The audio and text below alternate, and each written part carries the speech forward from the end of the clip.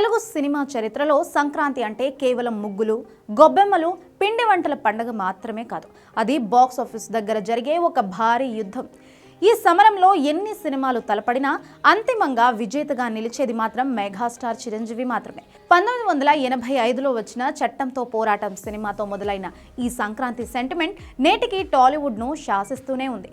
సంక్రాంతి రేసులో చిరు సినిమా ఉందంటే చాలు, థియేటర్ల దగ్గర పండుగ కళ నెల రోజుల ముందే వచ్చేస్తుంది. ముఖ్యంగా 80వ దశకంలో చిరంజీవి హవా ఓ రేంజ్లో ఉండేది. 1987లో దొంగ మొగుడు, 1988లో మంచి దొంగ, 1989లో ఇండస్ట్రీ హిట్గా నిలిచిన అత్తకు యముడు, అమ్మాయికి మొగుడు చిత్రాలతో వరుసగా హ్యాట్రిక్ కొట్టి తానే అసలైన సంక్రాంతి మొగుడు అని అప్పుడే నిరూపించుకున్నారు. ఆ 3 సినిమాలు మెగాస్టార్ను మాస్ ఆడియన్స్కు మరింత దగ్గర చేశాయి. 90వ దశకంలోకి అడుగుపెట్టిన తరువాత చిరంజీవి బాక్స్ ఆఫీస్ జాతర పతాక స్థాయికి చేరింది. 1993లో ఊరమాస్ లుక్తో వచ్చిన ముఠా మేస్త్రి బాక్స్ ఆఫీస్ రికార్డులను తిరగరాస్తే 1994లో ముగ్గురు మొనగాళ్లుగా వచ్చి అభిమానులను ఎంతగానో అలరించారు. అయితే చిరంజీవి కెరియర్ కాస్త మందగించిందేమో అని విమర్శకులు అనుకుంటున్న సమయంలో 1997 సంక్రాంతికి హిట్లర్ సినిమాతో వచ్చి తన విశ్వరూపాన్ని చూపించాడు. అప్పటి వరకు కేవలం మాస్ హీరోగానే చూసిన ప్రేక్షకులకు అన్నయ్య సెంటిమెంట్తో కన్నీళ్లు పెట్టించి ఆడవాళ్ల మనసుల్లో చెరగని స్థానం సంపాదించుకున్నాడు. ఆ తర్వాత 1999లో వచ్చిన స్నేహం కోసం, 2000లో ఆల్ టైమ్ క్లాసిక్గా నిలిచిన అన్నయ్య సినిమాలు సంక్రాంతి విన్నర్గా నిలిచి ఫ్యామిలీ ఆడియన్స్కి చిరుని ఒక పెన్నిధిలా మార్చేశాయి.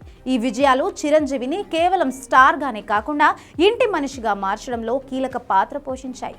మిలీనియం మారినా, కొత్త హీరోలు వచ్చినా బాస్ జోరు మాత్రం ఏమాత్రం తగ్గలేదు.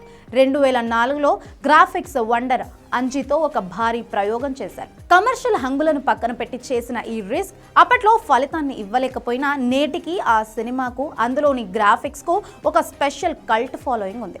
ఇక రాజకీయ ప్రస్థానం తరువాత సినిమాల్లోకి రీ ఎంట్రీ ఇస్తూ 2017 సంక్రాంతికి ఖైదీ నంబర్ 150తో బాక్స్ ఆఫీస్ పై దండయాత్ర చేశారు. దాదాపు 9 ఏళ్ల గ్యాప్ తరువాత వచ్చిన బాక్స్ ఆఫీస్ దగ్గర తన స్టామినా మాత్రం ఏమాత్రం తగ్గలేదని నిరూపిస్తూ అప్పటి వరకు ఉన్న నాన్ బాహుబలి రికార్డులన్నిటినీ బద్దలు కొట్టారు. ఆ సినిమా విజయం చూశాక బాస్ ఇస్ బ్యాక్ అని అభిమానులు గర్వంగా చెప్పుకునేలా చేసింది. ఇక ఇటీవల 2023లో వచ్చిన వాల్తేరు వీరయ్య సినిమా సృష్టించిన సునామీ గురించి ప్రత్యేకంగా చెప్పాల్సిన పని లేదు. వింటేజ్ చిరుని గుర్తు చేస్తూ థియేటర్స్లో పూనకాలు తెప్పించిన ఈ సినిమా ఆ ఏడాది సంక్రాంతికి ఏకచక్రాధిపత్యం వహించింది.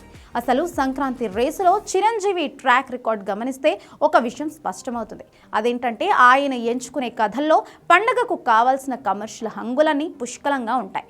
మాస్ ఎలిమెంట్స్, గుండెను తాకే సిస్టర్ సెంటిమెంట్, కడుపుబ్బా నవ్వించే కామెడీ, స్టైలిష్ డాన్స్, ఇలా అభిమానులు కోరుకునే ఫుల్ మీల్స్ ప్యాకేజ్ని పర్ఫెక్ట్గా ప్లాన్ చేయడంలో చిరు దిట్ట. అందుకే పోటీలో ఎంతమంది ఉన్నా, ఎన్ని పాన్ ఇండియా సినిమాలు వచ్చినా కూడా పండగ విన్నర్ మాత్రం మెగాస్టారే అవుతాడు. ఇప్పుడు 2026 సంక్రాంతికి మనశంకర వరప్రసాద్ గారు మరో సంచలనంతో మన ముందుకి వచ్చాడు. ఫ్యామిలీ ఎలిమెంట్స్తో వచ్చిన ఈ సినిమా బాక్స్ ఆఫీస్ దగ్గర మెగాస్టార్ రేంజ్ ఏంటో మరోసారి ప్రపంచానికి చాటి చెప్పింది. దశాబ్దాలు మారుతున్నా, కొన్ని జనరేషన్లు వస్తున్నా సంక్రాంతికి చిరు సినిమా అంటే ఆ కిక్కే వేరు అని ఈ సినిమా మరోసారి రుజువు చేసింది. కేవలం హిట్లు కొట్టడమే కాదు, ఇండస్ట్రీకి కొత్త ఊపిరిని, కలెక్షన్ల వర్షాన్ని అందించడంలో చిరంజీవి సంక్రాంతి రిలీజ్లో ఎప్పుడూ ముందుంటూనే ఉంటాయి.